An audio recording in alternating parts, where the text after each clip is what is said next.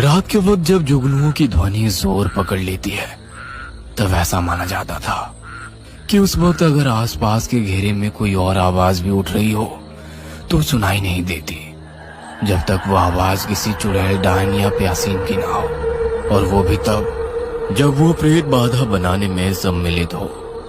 और ऐसा ही उस रात भले राव के घर के बरामदे में होने वाला था। भले राव लेटा हुआ था और उसने करवट लेकर अपनी नई विवाहित देविका को पकड़ना चाहा तो उसका हाथ बिस्तर पर खाली पड़ा। वह आधी नींद में मुनमुनाता हुआ उठा और देविका देविका करके बिस्तर छोड़ने लगा। भले राव कमरे से बाहर आया तो उसे बरामदे के पास से रोने और सुबकने की सिसकियां सुनाई देने लगी थी। उसे डर बढ़ने लगा था।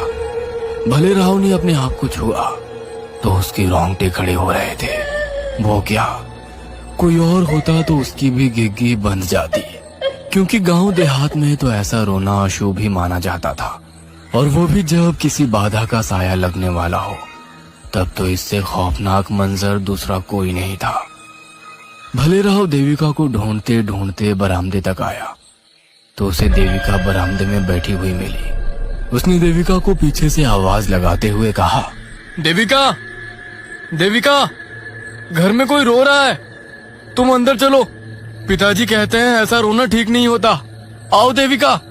ऐसा लग रहा था जैसे देविका के कानों में भले राव की आवाज पहुंच ही नहीं रही थी। वह देविका देविका बोले जा रहा था कि उसे रोने की आवाज फिर से आई। वह आगे चल के आया तो उसने देखा कि देविका घुटनों के बीच अपना सर दबा के बैठी हुई सिसकियां ले रही थी। वो उसी तरह रो रही थी जैसे कोई चुड़ैल।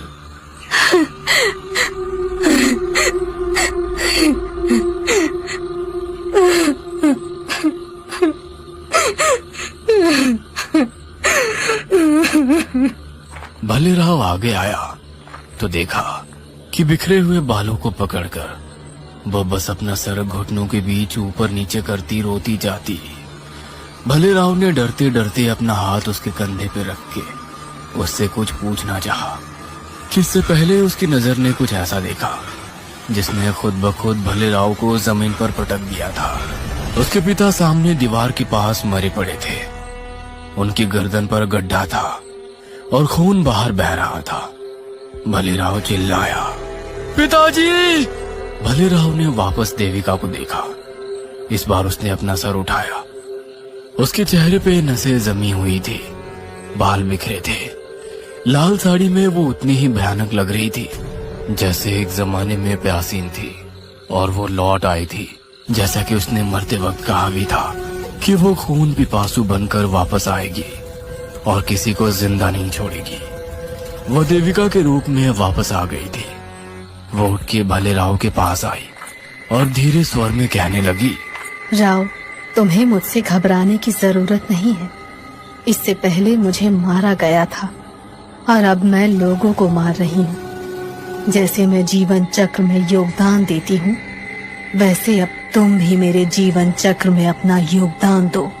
तुम मुझे खून लाकर दो और बदले में मैं तुम्हें तुम्हारा जीवन दान में देती रहूंगी। उसकी बातें भले राव पर ऐसी असर करी मानो जैसे उस पे किसी ने वशीकरण चला दिया हो। भले राव अपने पिता की मौत को भूलकर उठा और देविका उसका हाथ थामकर उसे अपने कमरे में लेकर चली गई। अंदर पहुंचकर देविका ने भले राव की ओर देखा और भले राव उसकी खूबसूरती में डूब गया। अगली सुबह भले राव ने खुद को अपने पिता का दिल उनके शरीर से काट कर अलग कर दिया था और उसे निकालकर देविका के हाथों में सौंप दिया था किसी तोहफे की तरह। उसने उसे सूंघा और अंदर चौके में ले गई। भले राव बाहर इंतजार करने लगा। थोड़ी देर बाद देविका बाहर आई। उसके हाथ में थाली थी जिसमें पका हुआ दिल रखा था। दोनों ने उसे खाया। देविका ने चस्के लेकर तो भले राव ने देविका के वश में। खाने के बाद देविका ने भले राव को कहा कि रात होते ही हर रात में उसे शिकार लाना होगा। भले राव ने हाँ में सिर हिलाया और देविका के आगे झुक गया। भले राव रात होते ही दबे पांव घर से बाहर निकला। उसने अपना चेहरा एक लाल कपड़े से ढक रखा था ताकि वो पहचान में ना आए। वह हर घर के पीछे से झांक कर देखता कि सब लोग सोए हुए हैं या नहीं, और जिस घर में उसे मौका मिलता वो उस घर की जानकारी देविका को दे देता, और फिर हर एक रात कोई ना कोई प्यासीन का शिकार हो जाता। जब घरों में लाशें मिलने लगी तो लोगों को यकीन हो गया कि प्यासीन वापस आ गई है। डर उनकी नसों में वापस उन दिनों की तरह दौड़ने लगा था जब खेत में लोगों की लाशें मिला करती थी। अब तो सब अपने अपने घरों में कड़े ताले लगाने शुरू कर दिए थे, और साथ ही घर का एक सदस्य पहरेदार बनकर बाहर खड़ा रहकर घर की रखवाली में लग जाता। जैसे जैसे रात गहराती जाती थी, प्यासीन का खौफ बढ़ता जाता था। एक रात किसी ने एक आदमी को देखा जिसपे उन्हें गाढ़ा शक हुआ, तो उसने उस आदमी का पीछा किया। पीछा करते करते वो खेत तक पहुंच गया था, जहां उसने देखा कि वो आदमी किसी औरत के साथ मिलकर खेतों में कुछ गाड़ रहा था।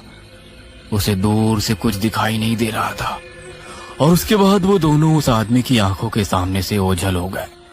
वो आदमी वापस अपने गांव की तरफ लौटा तो सहसा ही उसकी नजर एक घर की कच्ची छत पे गई, जहां एक औरत उल्टे पांव बैठकर कुछ सूंघने में लगी थी। उसने उसे देखते ही चिल्लाना शुरू कर दिया, तो वो औरत एक छत से दूसरी छत पर छलांग लगाते हुए भाग निकली। दोनों ने उसे भले राव के घर में घुसते हुए देखा। लोग भले राव के घर के बाहर इकट्ठा होकर शोर मचाने लगे थे। भले राव घर से बाहर निकलो, तुम्हारे घर में प्यासी घुस बैठी है। भले राव बाहर आया। वह पसीने से भीगा हुआ था। अरे क्या हुआ? काहे के मारे इतना शोर मचा रखा है? हाँ, भीड़ में से निकलकर एक आदमी सामने आया और बोला, अरे तो हर कुटुम्बा हुई चुड़ैल, वो प्यासीन अपना घर बनाए बैठ गई है, उका बाहर निकाल। कैसी बात करता है रे तू छगन? मालूम नहीं का ये घर हमरा है, हमरा यहाँ कोई प्यासी नहीं है। लोगों के अंदर काफी आक्रोश जमा था। उनके घर के सदस्य मारे गए थे। वहां लोग मशाले लेकर इकट्ठे हो गए थे। वो शोर को कम नहीं पड़ने देना चाहते थे, इसीलिए लगातार अपनी आवाजें ऊंची किए जा रहे थे। अंदर बैठी देविका, जो प्यासीन के रूप में थी, उन आवाजों से परेशान होने लगी और अपने नुकीले हाथों से अपने कान पीटने लगी। और थोड़ी देर बाद जब बाहर खड़े लोग उसे पकड़कर मारने की जिद पर अड़े थे, वो बाहर आ गई। आग की रोशनी में उसका चेहरा बड़ा ही भयानक लग रहा था। वो गुर्राते हुए उनके बीच आ गई। उसके आते ही लोगों को सांप सूंघ गया कि तभी उसने एक बच्चे को अपनी पकड़ में ले लिया और भारी आवाज में सबको धमकाने लगी। मैं खून पिपासु हूँ, खून पिपासु। तुम लोगों ने मुझे मारा था और मैं वापस आई हूँ अपना बदला लेने के लिए। तभी एक आदमी बोल पड़ा, अरे ये भले राव की मेहरिया है देविका। सबने उसे पहचान लिया था।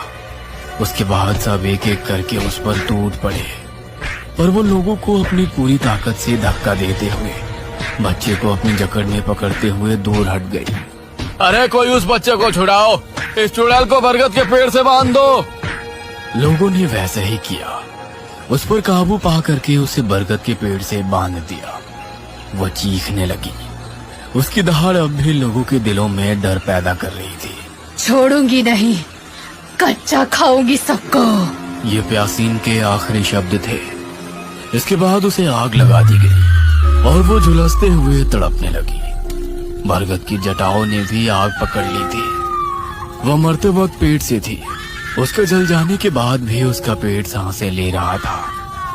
कुछ देर बाद उसका सर धड़ से अलग होकर नीचे गिर गया, जैसे उसी खेत में दफना दिया गया जहां उसने कई लोगों के दिल गाड़ रखे थे।